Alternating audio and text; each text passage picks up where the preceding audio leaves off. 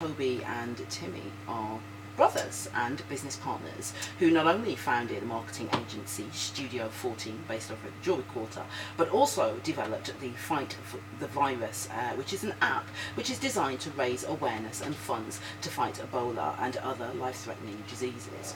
I'm very pleased to say that they've joined us in the studio this morning to tell us more about their story. Good morning, gentlemen. Good morning. Thank you for joining us. You're welcome. It's our pleasure. Now, I have to say, you are two young men who have a very impressive CV so far. And I'm wondering, alongside your colleague over at Studio 14, if we start there with your digital and marketing agency, as you call it, whether the idea for that came from your time at University. You all studied together. No. Was it? Okay. Was No, we it did before? study together, but the idea Was before then. Yeah. Okay, so tell us, where did the idea come from? The idea for Studio 14 or the idea for Fight the Virus? Studio 14.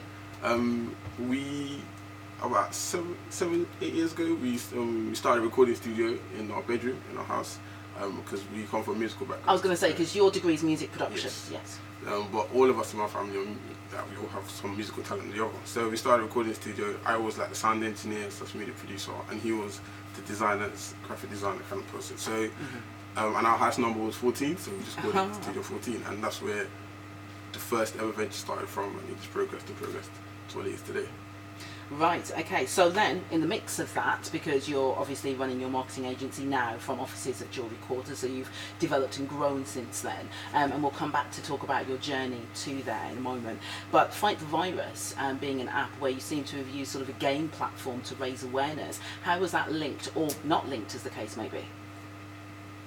How was it linked to your actual business, or was it completely separate?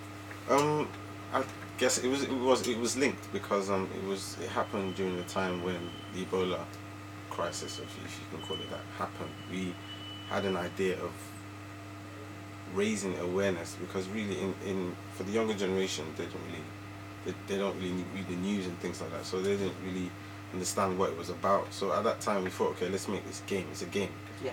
And as they play the game, within the game there's a section that like highlights the everything about Ebola and how you can get it and how not to get it and what you can do to prevent it. And so that's how it was really. Yeah, it came from a game that was Now I find it linked in our office. Yeah, It was random. It was kind of random in a way. But do you know what? For something that was random, to Yeah. use your phrase, it's also very conscious in a lot of ways because, as you say, as a young person yourself, you recognise that your peers were not necessarily accessing this information in traditional ways. So, how did that conversation go in the office to randomly say, let's just do this, let's make this happen? We make games for some of our services. We make games for clients, and to be honest, this has probably been the fastest game we've ever made. Right. So it's like everything just worked out perfectly for this game. I can't remember how we came about with the idea, but it just happened, and because he's the lead graphic designer in the company, and normally when you create a game, it takes months. As in, he put pen to paper. Within half an hour, he got something that was just beautiful. And from then on, we just thought, okay, this is meant to happen, and we just ran with it. I think it was a eureka moment. Gotcha. It was just a light bulb and it just came. No, well, like I say, I really love the idea of using something like a game. It's accessible, as you say, it actually speaks to your generation, and on top of that, it's educational. Yeah. So do you have any other sort of plans like this in the pipeline? I know there are projects that you're looking to launch over in African markets, for example. So you clearly have an interest in what's happening in Africa. Talk to us about that. We're Nigerian, so I think that's where the African influence comes from, and the African market is very emergent, so there's a lot of opportunities there. And for people who studied in England and grew up in England, lived in England, we have a different perspective to those in Africa. So we see things that are happening now that we can take back home and replicate. At the moment, we're trying to develop like a data analytics platform, boring stuff. But they already have things like that in the UK, and we think it would do well in the Nigerian market. But for Fight the Virus and games, why not? If it was successful before, so God forbid if there's something else that comes up in terms of diseases, then why not? If it works first time, it can work the second time. Absolutely. It's a good platform. It's a good way of like allowing people to get awareness, because the traditional means of the media news, not everybody watches that. Not every age group watches that. It's more of the older generation. So to get the younger people involved, that was kind of the only space that you can, that they're willing to read or to use. Yeah, to engage in, absolutely. Exactly. And I mean, it's still available now in app stores, for example, and can be downloaded. And I know that at the time of its release, it was picked up by a few media bodies that were also very interested in how you'd approach the market and come at it in a different way. So no, I have to say, really interesting and admirable.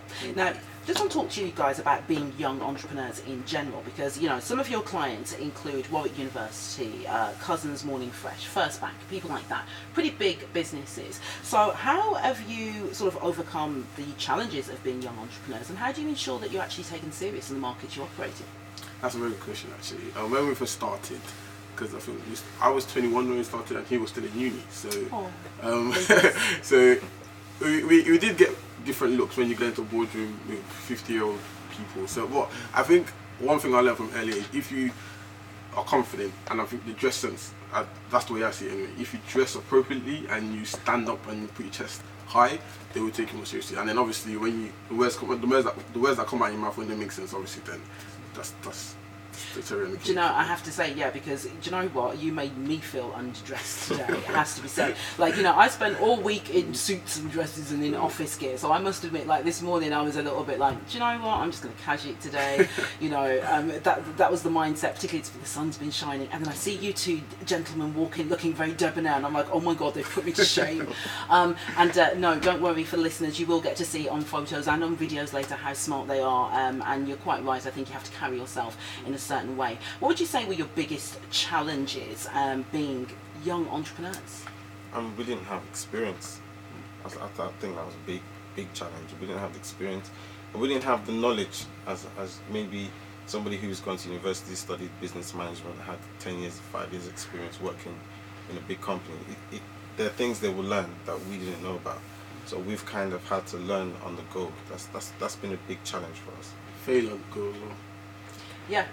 We did a lot of failure. But failure's not a bad thing. Exactly. Yeah, and I'm glad you happened upon that realization, nice and young, because that means you've got plenty to go. Yeah. So tell us, what's in the plans for your future and the future of the company? We dream big, as in we want to do so many things, not just from the technology sector. If God had his way, I would own the airline. As in, that's the kind of dreams we want to make. But for right now, Studio 14 is basically a company that makes companies. So we want to make products, applications, software that eventually people can use and eventually sell off to as companies on their own, basically. So give us a flavour of what that means, because again, I'm not that old, but I'm older than you. And when you talk about making software for companies, I mean, what does that look like? It's from soft. It could be an application like this data application he was talking about. It's, for example, what can I give you as an example? Unilever. Basically, it's an application that you go out and you collect people's data. Right. Okay. So that's one place, but it's not just that we're doing it. Earlier when you spoke about games, that's another thing that we're doing. Games is another source of income that we can tap. It's a market that we can tap into. So that the games, the softwares, like dates, any kind of software, social media, any kind of thing that we see potential to give us money, that's the kind of things we want to build. That's the things we want to go into. As in, we like helping. Our company is going to split into 3 different avenues. We obviously work with big clients to pay wages. We also develop our own products, because at the end of the day, we can develop Flappy Bird and it makes millions. You can develop an Angry Bird and it makes millions. You can develop a WhatsApp and it makes millions. So if we have the technology to do that and the talent to do that for other clients, why can't we do it for ourselves? So that's what we do. We split our company into 3 different sectors. We work for clients, obviously, to pay the wages and the bills.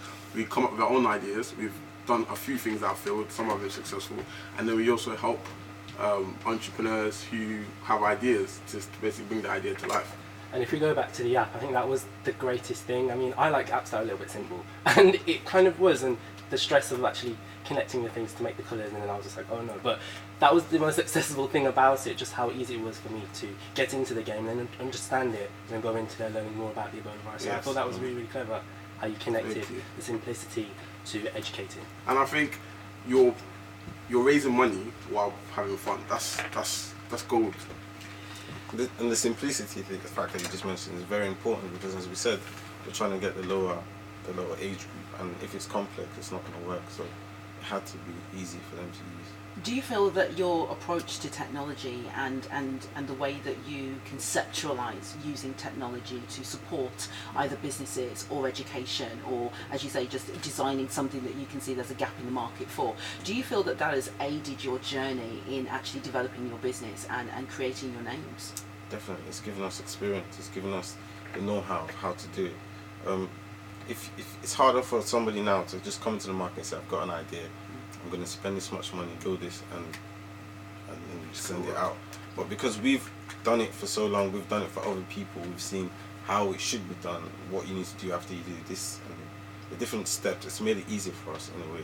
It's given us the experience that we need. Well, and it strikes me that even though you may have lacked traditional business experience when starting out, that what you've actually done is you've capitalised on the knowledge and experience that you do have that actually maybe the traditional businesses don't.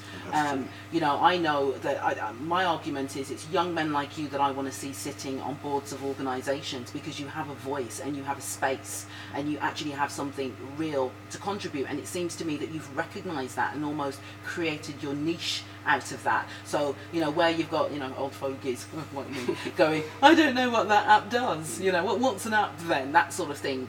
You've actually plugged your knowledge in and then, you know, taken maybe some of the traditional lessons out of business. I think that's not very true. As in, we call ourselves a young and fresh agency because most of I think that the oldest person in the agency is 27. So when we go into when we go into companies, we sell the fact that we grew up in the digital age, as in it's a norm to us. Yeah. It's our everyday life. We can't live without it. So if you might be in an organisation for 50 years, you might know a lot about the digital world, but it's not inside of you like it is for us. So we can help you out in that sense. No, it's great. So tell me, what would be your message to other young entrepreneurs out there who have got something for you to offer? Just do it. Do it. My message is stand up and take that first step, because if you don't take the first step, you never get to the end. 100%. As in, I regularly go to schools and colleges to talk to students, and I always tell them that you start young, because if you do something for a long enough time, it's almost unlikely that you will not succeed in that thing. So if you start at the age, sometimes I wish I started at the age of 16 or 18, even though I started at 21, but those 2 extra years, I could have done a lot more with those times. So just take the step and start young. I love the fact that you guys are brimming with ambition and drive and passion for what you do. What would you say to other youngsters out there that feel like they've got that passion and they've got that drive, but maybe they don't really know where to start or who to turn to? Something I wish we could have done, looking back in the years, is that I wish we could have gotten a bit of help. I wish we could, because later on in the years we started to get, who was the lady we spoke to? We had some coaches, business coaches. So if you can find a coach, somebody that can help you, a mentor, it will speed things up a lot more, because you would have their knowledge as well as your drive.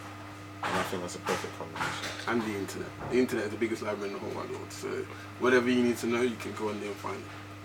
No, I love that. So tell us, how do we engage with you? How do we connect with you if we want to do business or we want to learn a little bit more?